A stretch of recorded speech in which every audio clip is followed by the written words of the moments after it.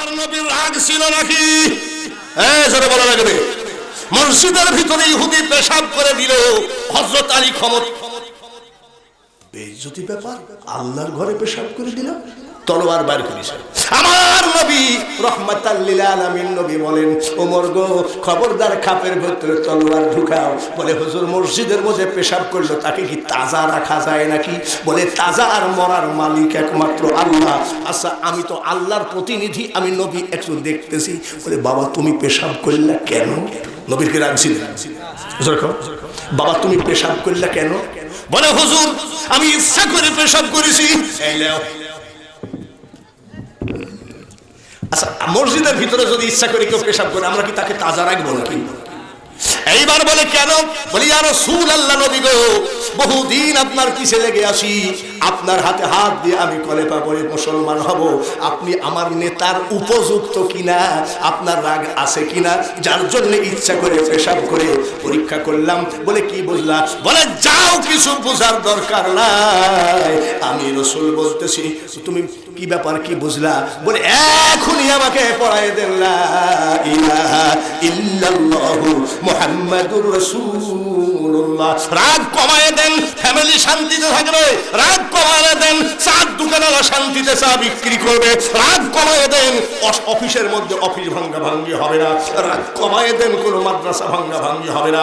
রাগ ছেড়ে দেন, দেখবেন এই মহল্লা থেকে থানা, থানা ডিস্ট্রিক্ট সব সুন্দর হয়ে যাবে। জোরে বলুন ঠিক কিনা? আমরা মুসলমান, আমাদের তো নিশ্চয়ই কোনো তরিকা, নিশ্চয়ই কোনো আইন আছে কি নাই।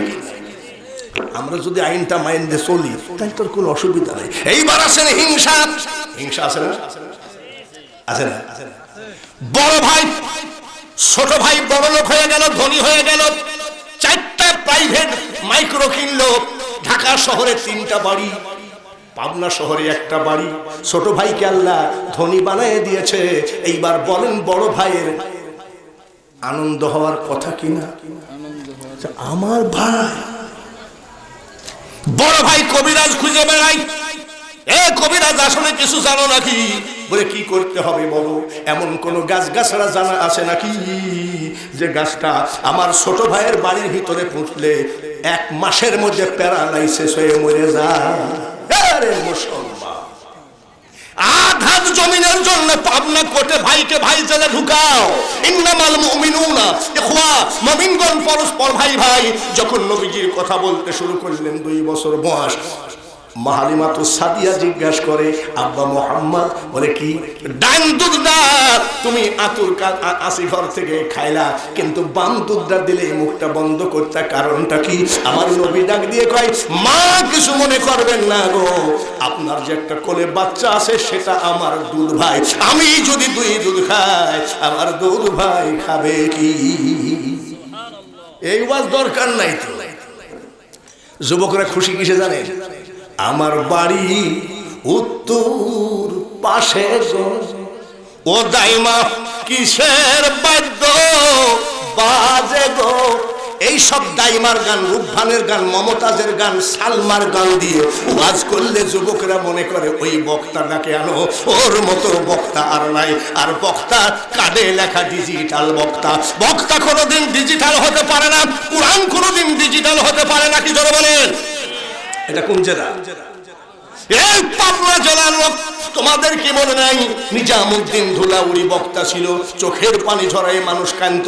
রৌশন আলম হায়দারি ছিল, চোখের পানি ঝরায় মানুষ কান্ত। বাউই খুলার মরনা ইয়াকুব সাহেব ছিল, চোখের পানি ঝরায় মানুষ কান্ত।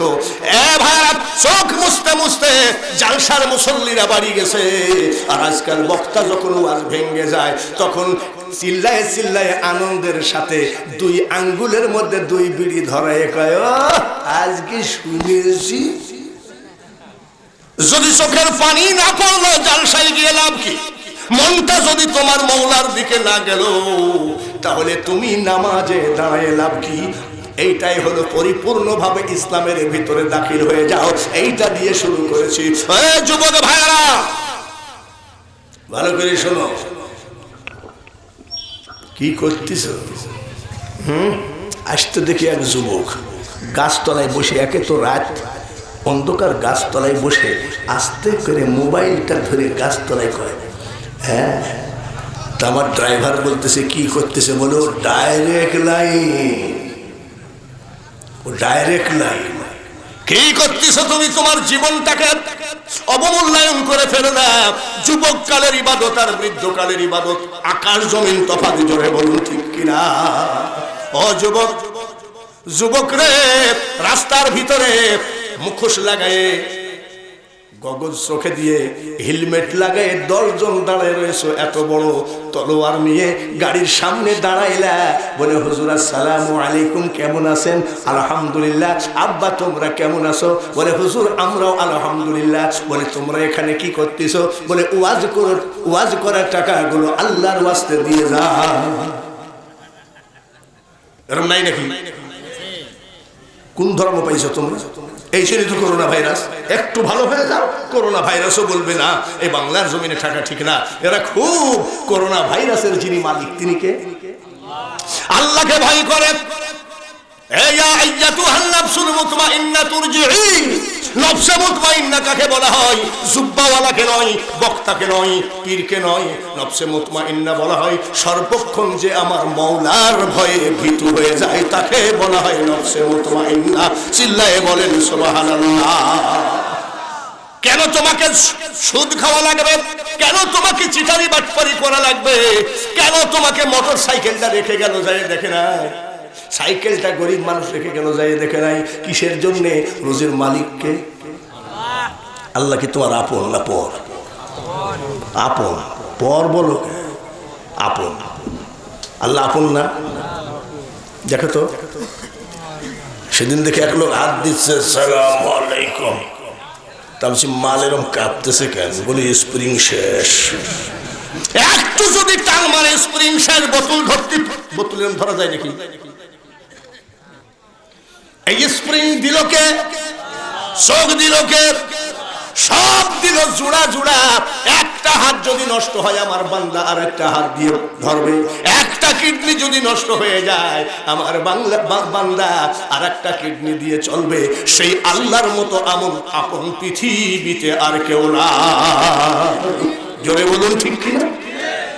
আল্লাহর কাছে চাইতে থাকেন, আল্লাহ আপনাকে ধনী বানিয়ে দেবে। সুবহানাল্লাহ বললে হবে কি? আল্লাহকে ডাকতে থাকো। কোন সময় ডাকবা? এই হুজুরের সালাম না ফিরাইতেই তুমি ঝাড়িয়ে দৌড় মারিস, ওই ডাকা নাকি? নাকি আগে যাইতো কি? আগে মসজিদে ঢুকলে দুখুল মসজিদ মানে মসজিদে আমি দাখিল হলাম পড়তো না, তারপরে পড়তো তাহিয়াতুল ওযু। এখন আবার কয় 4 রাকাত কাবলাল জুমা পড়িলেন। আস্তে আস্তে সব কমে যাচ্ছে। এইবার ডাকবা কোন সময়? নিশিরাত। কোন সময়? নিশিরাত। তুমি 40 দিন যাই নামাজে বসে ডাকো, মাবুদ রে, সারা বাংলার মানুষ যখন জান্নাত দরজা বন্ধ করে ঘুমিয়ে গেছে, একটা দরজা বন্ধ হয় নাই, সেটা মাওলা তোমার রহমতের দরজা। এই টাইমে আমাকে তুমি কিছু ধন দৌলত দান করো। 40 দিন তুমি কান্দো। লটারির পিছনে দৌড়াইও না, জুয়া খেলা বাটপারির পিছনে না দৌড়াইয়ে ধন দৌলতের মালিক যিনি তার পিছনে দৌড়াও। আল্লাহ তাআলা বলেন, আলা ইন্না আউলিয়াল্লাহি লা খাউফুন আলাইহিম ওয়ালা হুম ইয়াহজানুন। আল্লাহ বলেন, আল্লাহওয়ালা লোকের কোনো টেনশন নাই, আমি আল্লাহ যথেষ্ট। জোরে বলেন মারহাবা। আল্লাহওয়ালা হওয়াতে কোনো প্রধানমন্ত্রীর টেনশন আছে নাকি? নাই। রাষ্ট্রপতি,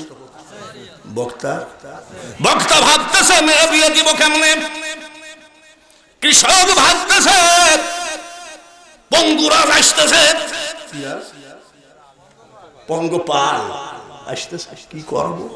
কিন্তু আল্লাহওয়ালা লোক মুস্কি মুস্কি হাসি দিয়ে কয় আলহামদুলিল্লাহ। একটু আল্লাহওয়ালা হওয়ার চেষ্টা করেন, আল্লাহ অভাব দিবে না। বাস। মেয়েদের ওয়াজ আছে, যুবকদের ওয়াজ আছে। এখন অন্যদিকে যাওয়া লাগে নাকি? আপনারা অধৈর্য হয়ে গেছেন নাকি? এখনো তো ভূমিকা চলতেছে পাগল। ওয়াজের তো কোনো ধারাবাহিকভাবে শুরুই করি নাই। দেখে নিই আগে কতবার। 11:40 কেবল, তারপরও 12টা বাজতে কয়েক মিনিট বাকি, 20 মিনিট বাকি আছে। একটু ওয়াজ শোনা তো লাগে না? জোরে বলেন ঠিক কিনা? নাকি মোনাজাত করে দিব? কারা কারা ওয়াজ শুনবেন একটু হাতখানা দেখান তো, আল্লাহকে দেখান, আল্লাহকে দেখান। দেখেন ও বাবা, এবারে কেউ অর্ধেক কেউ শিখি, দুই হাত তুলেছে তো, একটা না। আরে ভাই তুমি তো এইভাবে চিত্রায় রয়েছো, আরো যেরকম করে রয়েছে। নারায়ণ তাকবীর। যুবক তোমাকে প্রশ্ন করি, বলো ফিরাউন ধনী না গরিব? ধনী মানে বাদশাহ গো, ঠিক কিনা? ফিরাউনের মা বাপ মরে গেল, কি হয়? এতিম। মা বাপ মরলে কি হয়? তো মা বাপ মরে গেলে হাড়ি পাতি ডেকছি যা ছিল সব বেশি খালো, খাতি খাতি, ওর আর কিছু নাই। ওই মুদিখানার দোকানে যে বলে 1 মণ চাল বাকি দাও, কাইল দিব। জীবনে আর দোকানদারের সামনে দিয়ে হাঁটে না। এরকম 2-1টা লোক আছে না? বাকি দেওয়ার সময় কি কয়, আমার বাপ জীবনে কোনোদিন মিথ্যা কথা কয় না। নিঃসন্দেহে দিতে পারো, আমার দাদা তো মাটিতে ফু দিলে আগুন ধরে গেছে। তখন দোকানদার চিন্তা করে এত বড় অলি লোকের আওলাদ না, দিদা 50,000, কিন্তু জীবনে আর দেখা দিবে না। হাল খাতা দিলেও বলবে যে ভাইরাসে ধরেছে, এখন ওখানে যাওয়া নিষেধ আছে। এরকম কিছু আছে না? নিতে পারে কিন্তু দিতে পারে। ওইভাবে বাকি করে, এই 10,000 টাকা দিতে ভাই, কাইল দিব, আর দেখা করে না। এইভাবে দিতে দিতে দিতে দিতে এতগুলো ঋণ গলা পর্যন্ত। ঋণের অত্যাচারে পলায়ে থাকে। কোথায় পলায়ে থাকে? বাথরুমে। কোথায়? ঢাকা। খাটের নিচে পলায়ে থাকে, খাটের নিচে রান্না করে, খাটের নিচেই খায়, খাটের নিচে ঘুমায়, কিন্তু দরজা খোলা, ঘরের দরজা খোলা। লোকজন আসে, ফিরাউন আসো, কথা নেই, আসে কোথায়? তখন চিন্তা করে বাথরুম টাথরুমে গিয়েছে বেচারা, ঠিক আছে আবার পরে আসবো। পরে আবার ফিরাউন আসো, কিন্তু কথা নাই, দরজা খোলা। ওটা হলো একটা তার বাটপারি, যে দরজা খোলা থাকলে পাওনাদাররা ভয় পাবে না। চিন্তা করতেছে পলায়ে থাকবো কত, আর একটু অন্ধকার রাত হলো তো পলায়ে যেতাম, নাই তো আমাকে মাইরেই ফেলবে পাওনাদাররা। হঠাৎ করে অন্ধকার রাত, রাতের অন্ধকারে পলায়ে যাচ্ছে, দরজা খুলে টুপলা টাপলি যা পাইছে বান্দি সন্ধি নিয়ে যাচ্ছে মিশরে। মিশরে একলা একলাই হাঁটতেছে। ধরেন আপনি চিটাগাং গেছেন, রাস্তা চিনেন না, ঘাট চিনেন না, তখন বলে আল্লাহ কোথায় যায়, কার বাড়ি যায়। তারপরে আবার চিটাগাঙ্গি ভাষা বোঝাও তো মুশকিল আছে। আপনি কি বলে থাক, কি বলতে কি বলবে, হয়তো মায়েরও খাতি পারেন। ও চিন্তা করছে কই যায়, কোন দিক যায়, কই যায়, কোন দিক যায়। ওর একটা বন্ধুর সাথে দেখা, বন্ধুর নাম হলো হামান। কি নাম? তো দেখেন, দীর্ঘদিন পর একটা বন্ধুর সাথে যদি দেখা হয়, তখন বন্ধু কয়, এরে দোস্ত কি খবর? তখন ওই বন্ধু কয়, আরে দোস্ত তুই, দোস্ত তুই। কি হয়েছে তোর? ব্যাপার কি বলতো? বলে দোস্ত কিছু মনে করিস নি, পাওনাদারের ভয়ে খাটের নিচে আর কতদিন পলায়ে থাকবো, যার জন্য আমি বাড়ির থেকে পলায়ে আসছি পাওনাদারের ভয়ে। কার সাথে দেখা? বন্ধুর নাম কি? হামান। ডাক দিয়ে কই, আমারও একই অবস্থা। বলে আমি আরো 6 দিন আগে পড়াইছি। তোরও একই অবস্থা? বলে দে হাত দে। মরলে 2 বন্ধু একসাথে মরবো, বাঁচলে একসাথে বাঁচবো। দে। 2 জন যাচ্ছে, এক লোক মুরব্বী মানুষ, এরকম এই যে আমার দেখছেন না ঘুমাচ্ছে, ওরকম মুরব্বী তরমুজের ক্ষেতের থেকে তরমুজ তুলে আর পালা দেয়। হামান আর ফিরাউন এক নিরিখে তরমুজের দিকে তাকায় আছে। তার মানে ফিরাউন 9 দিন না খাওয়া। কয় দিন?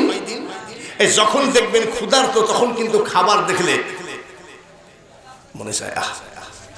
যদি সারাদিন ক্ষুধার জ্বালায় কাতর হয়ে গেছেন, হোটেলে যদি একটা পচা সিঙ্গারাও থাকে, তখন দেখেন না ইফতারি সামনে দেওয়ার সাথে সাথে কি করে, ঘড়ি যে একেবারেই নষ্ট হয়ে গেল।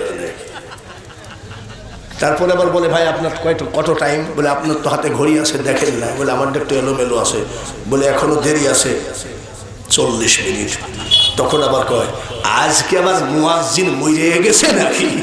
তার মানে ওর রোজা তো খিদে লেগে গেছে আর কি।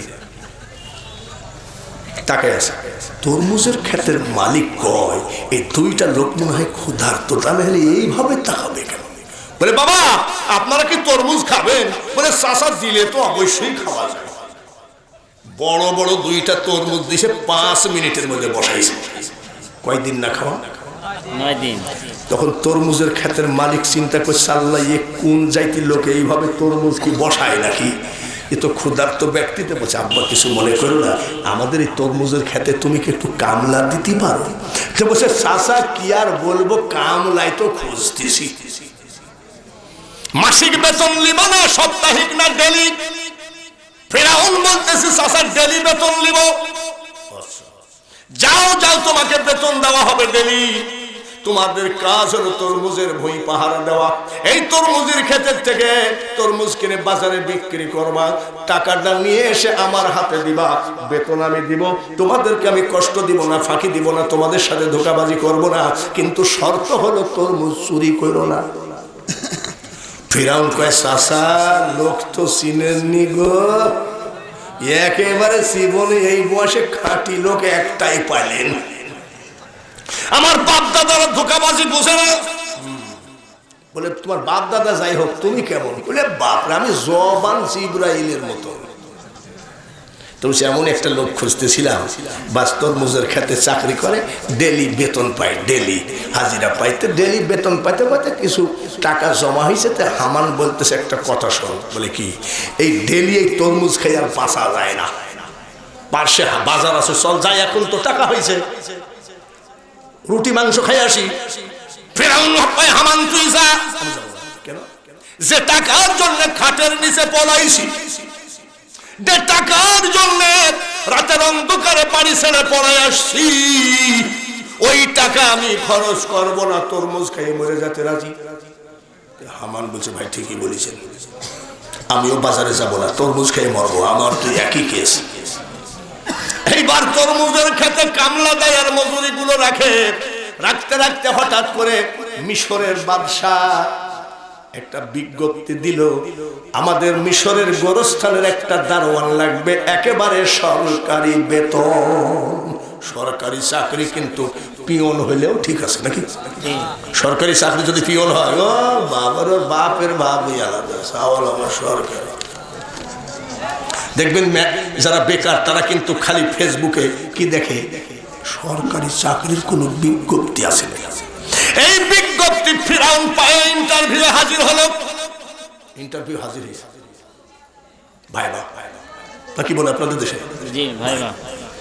মিশরের প্রধানমন্ত্রী বলতেছে, এই লোকটার স্বাস্থ্য চেহারা ভালো, জোয়ান তোয়ান আছে, এই লোককে চাকরিটা দিয়ে দিলাম।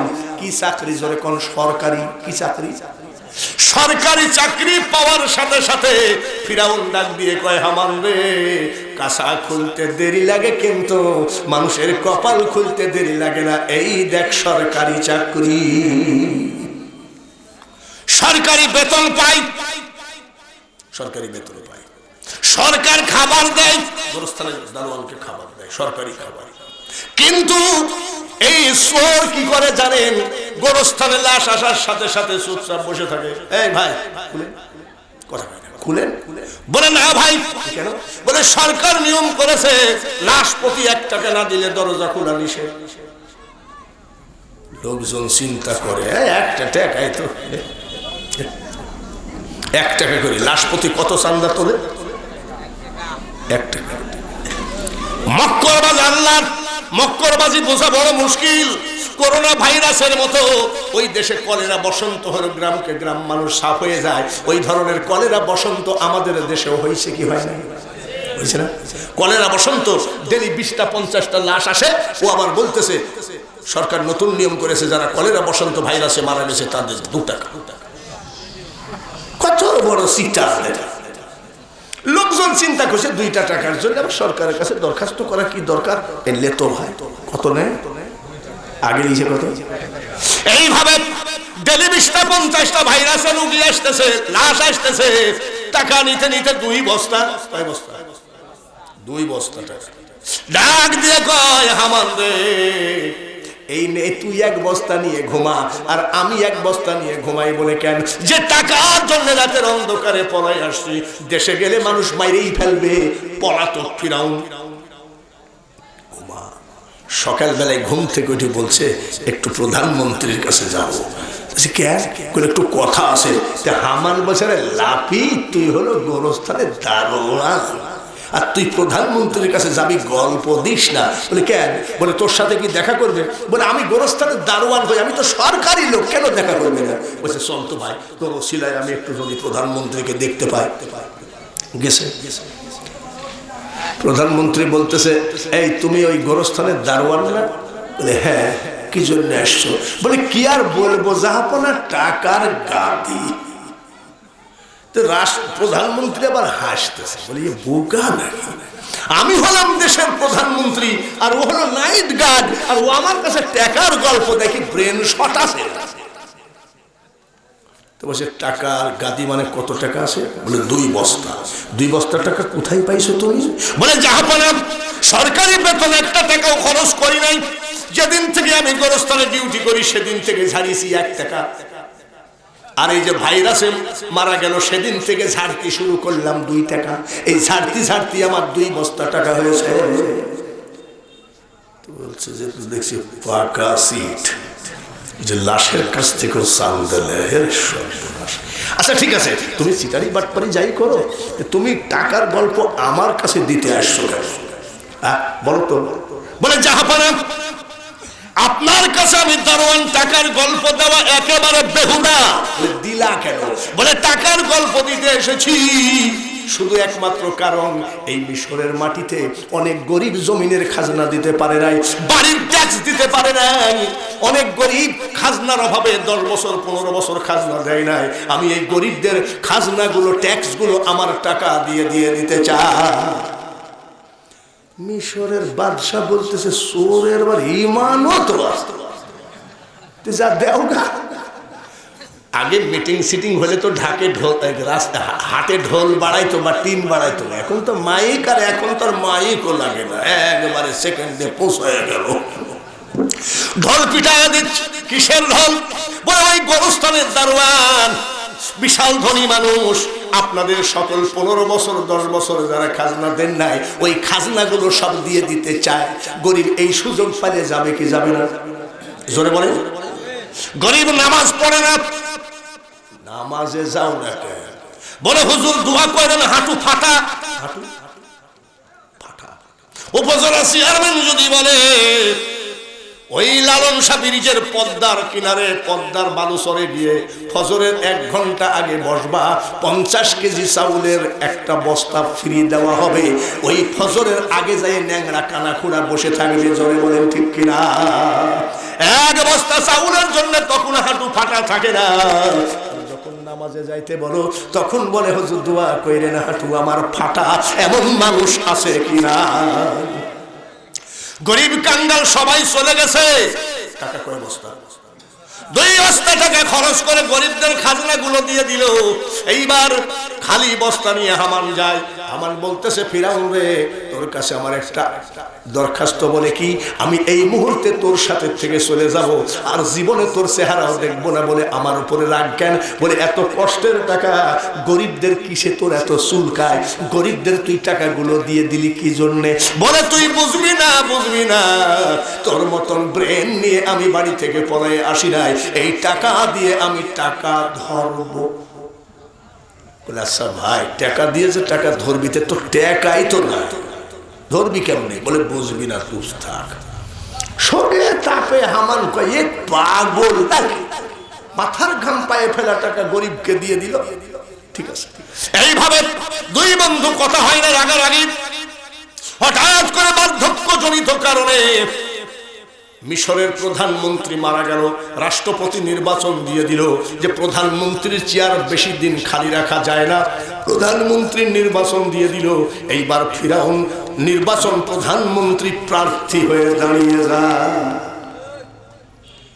হামান বলতেছে তুই বিষ খাইয়ে মরিস নি? বলে তুই একটা মেম্বারে দাঁড়ালে তো কেউ ভোট দিবে নাকি, আর তুই যে প্রধানমন্ত্রীর পদে দাঁড়াইছিস।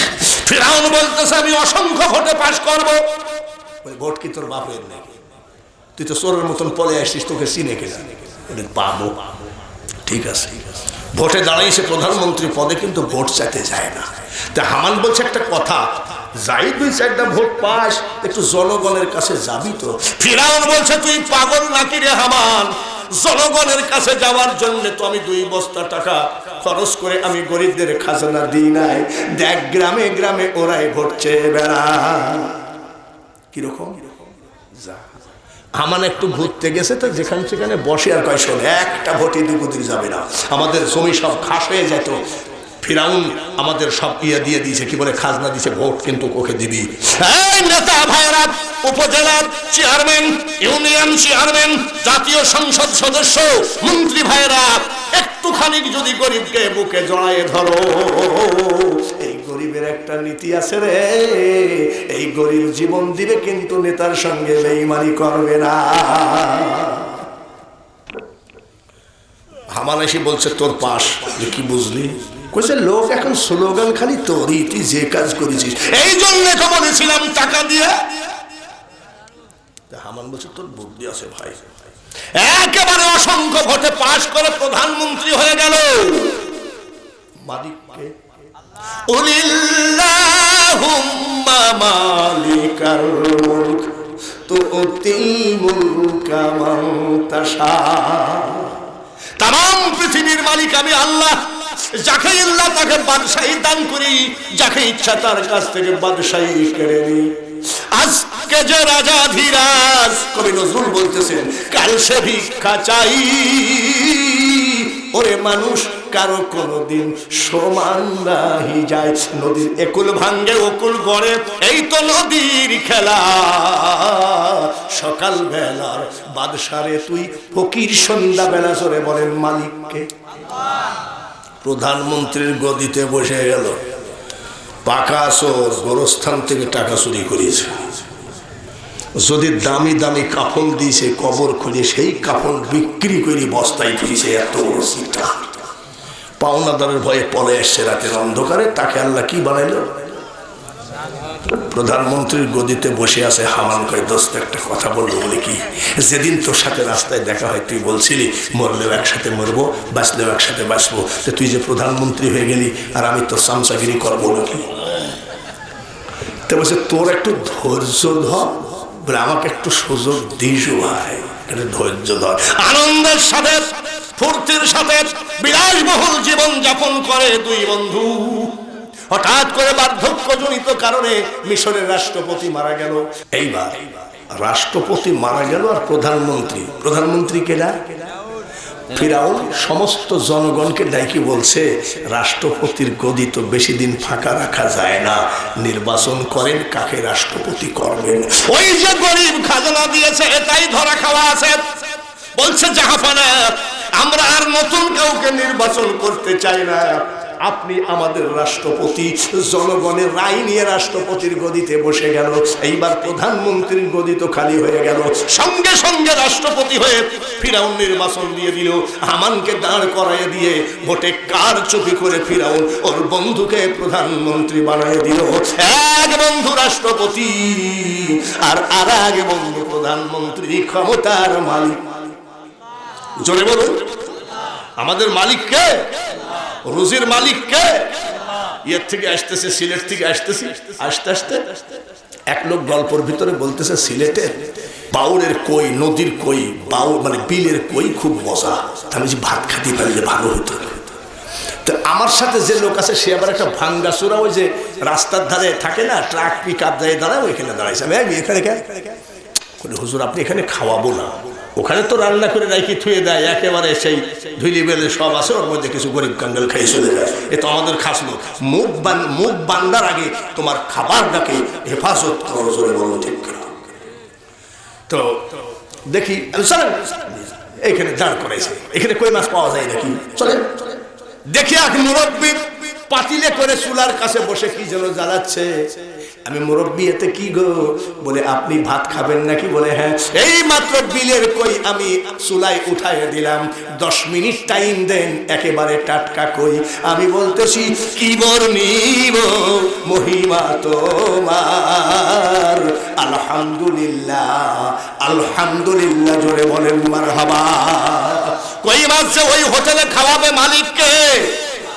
জোরে বলুন। একমাত্র আল্লাহ হলো সর্বশক্তির মালিক, সর্বসৃষ্টি জগতের রুজির মালিক আল্লাহ। এইবার এক বন্ধু রাষ্ট্রপতি আর আরেক বন্ধু কি দরজা বন্ধ কর। দরজা বন্ধ করছে। তো ফিরাউন রাষ্ট্রপতি আর ওর বন্ধু হলো প্রধানমন্ত্রী। সব আমরা তো তরমুজের খেতে কামলা দিয়ে খাইছি, সরি সুট্টা করে দেশ থেকে পালিয়ে এসছি। গোরস্থানের নাইট গার্ড ছিলাম, আর আমি রাষ্ট্রপতিতে প্রধানমন্ত্রী। এত শর্টকটে আমরা গদিতে বসে গেলাম, আমাদের কোনো শত্রু মত্র নাই তো। সোরের মন আমান কয়ার বেটা চুপ থাক, আমরা তো ভোট নিয়ে পাশ করেছি জনগণের। বলে দেখিস ভাই, এইভাবে ফিরাউন বলে আমার একটু সন্দেহ লাগে। যেমন আবহাওয়া অফিস বলে দেয় আগামীকাল 100-150 মাইল বেগে ঝড় তুফান উঠবে, ঝড় তুফানের নাম বুলবুল। নাম কি? এগুলো আবহাওয়া অফিস বৈজ্ঞানিকরা মেশিনের মাধ্যমে বলতে পারে। তখন তো কোনো সায়েন্স বৈজ্ঞানিক ছিল না। রাষ্ট্রপতি জ্যোতিষ লালন পালন করতো, সরকারি জ্যোতিষ ছিল মিশরে 450। সমস্ত জ্যোতিষকে ডাক দিল, জ্যোতিষকে ডাক দিয়ে কয়, জ্যোতিষ রে, আমার বন্ধু হামান প্রধানমন্ত্রী আর আমি রাষ্ট্রপতি, দেখো তো আমাদের কোনো শত্রু আছে নাকি। বলছে আমাদের তো এইভাবে বলবো না, একটু গুনে ফুড়ে বলা লাগবে। বলে ভালো করে গুনিস।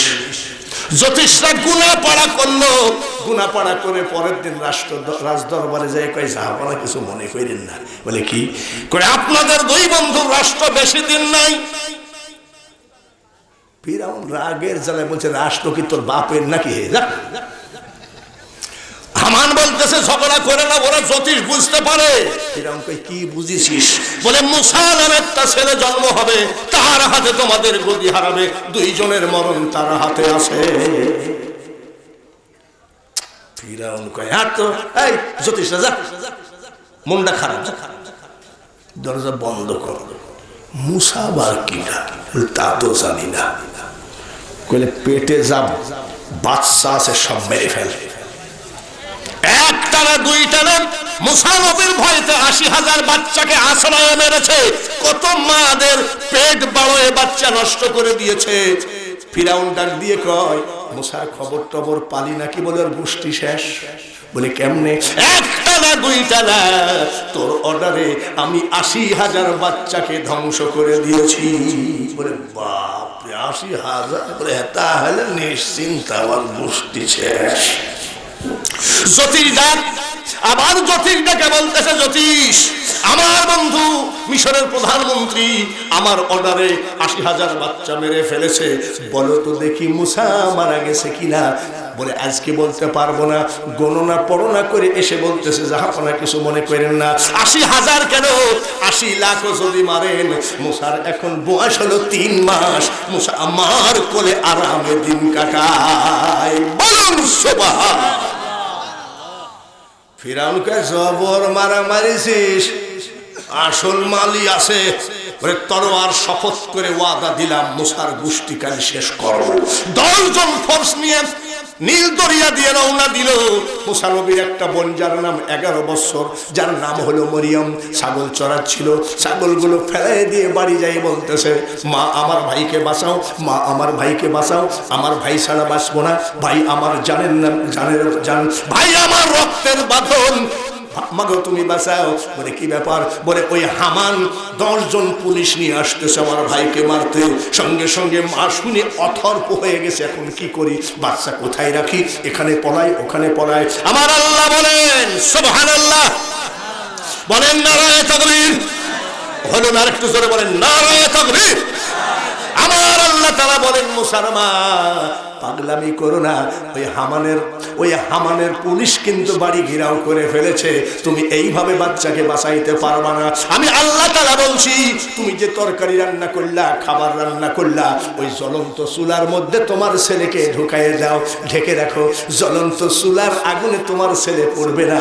আমি আল্লাহ জবান দিলাম, আমি তোমার ছেলেকে হেফাজত করব। আল্লাহ যখন বলতেছে আমার অসুবিধা কি, দিয়েছে বিসমিল্লাহ বলে 3 মাসের ছেলেকে ঢেকে ঠেলে তারপরে মুখটা ঢেকে রাখছে। হামানের দল এসে বলছে, এই বাড়িতে কোনো বাচ্চা আছে নাকি? বলে আছে। বলে কই? বলে এই যে আমার একটাই বাচ্চা মরিয়ম। বলতেছে না না, আমরা তো মেয়ে মারতে আসি নাই, ছেলে আসে নাকি? বলে আমার একটা মেয়ে দোয়া করে না, আমার জন্য ছেলে আসে। আসলে এই বাড়িতে ছেলে নাই, দোয়া আসা। আমরা বাচ্চা মাইরে বেড়াচ্ছি আর এই লোক আমার ছেলের জন্য দোয়া চায়। সরকারের কাছে রিপোর্ট চলে গেল, এই বাড়িতে কোনো ছেলে নাই, চলে গেল। এইবার পুলিশ চলে গেল, মা উঠানে চিৎকার করে কাঁদতে লাগলো, বিটি মরিয়ম রে, তোর ভাই তো পুড়ে ছাই হয়ে গেছে, একটা কয়লা হলেও এনে দে, আমার ওই কয়লাটা আমি মা বুকের সাথে ধরে একটু আমার জ্বলন্ত আগুন নিভাই। বোনটা বলে মা আমার দ্বারাই সম্ভব না, আমার ভাইয়ের পুরা লাশ দেখা, তুমি যাও। মা বলে আমি যাব না, তুই যা। বোন বলে তুমি যাও। শেষ পর্যন্ত ভাইয়ের আমার একটা চামচ নিয়ে মুসা নবীর মা মনে করেছে ওই পুরা হাড্ডিগুলো এক জায়গায় কবর দিয়ে রাখি, ঢাকনিটা উঠায় দেখে রে মানুষ ভয় পায় না, আমার মওলা আমাদের সাথে আছে। ঢাকনি উঠায় দেখে 3 মাসের বাচ্চা মিটমিট করে হাসে। সুবহানাল্লাহ। কয় মাসের বাচ্চা? 3 মাসের বাচ্চা ডাক দিয়ে কয় মা চোখের পানি মুছে ফেলো গো মা, কাঁদো না। এই দেখো আমি তোমার ছেলে, এই আগুনে আমার একটা লোম পর্যন্ত পড়ে না। মুসা নবীকে উঠায় নিয়ে আসলো মা, উঠায় নিয়ে এসে মা মেয়েটাকে ডাক দিয়ে কয় মেয়ে মরিয়ম শোন, তোর ভাই কিন্তু মহামানব। সুবহানাল্লাহ বলে, তোর ভাই কিন্তু মহামানব।